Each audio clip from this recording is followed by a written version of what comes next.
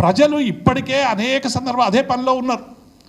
ఈ ప్రభుత్వాన్ని బదనాం చేసే వారికి ప్రజలే బుద్ధి చెప్పాలని ఎట్లా చెప్పారో ప్రజలు బుద్ధి చెప్పే పనిలోనే ఉన్నారు.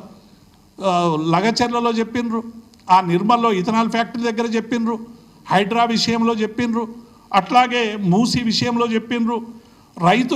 రైతు బంధు రాక, రుణమాఫీ లేక రైతులు ఒకవైపు బుద్ధి చెప్పడానికి ప్రయత్నం చేస్తూ ఉన్నారు, ఉద్యోగులు ఉపాధ్యాయులు చెప్తా ఉన్నారు, నిరుద్యోగ యువకులు వాళ్ళందరూ అదే పనిలో ఉన్నారు, ప్రభుత్వానికి బుద్ధి చెప్పాలనే పనిలో ఉన్నారు.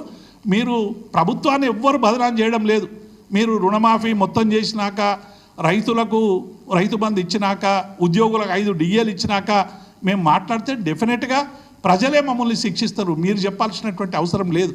మీరు ఇచ్చినటువంటి హామీలు అమలు చేయలేదనే దాంతోనే ఇలా ఒక బాధ్యత గల ప్రతిపక్షంగా మా గౌరవ వర్కింగ్ ప్రెసిడెంట్ కేటీఆర్ గారైనా, హరీష్ రావు గారైనా నిత్యం ప్రజలకు సంబంధించినటువంటి అనేక సమస్యలు తెస్తారు.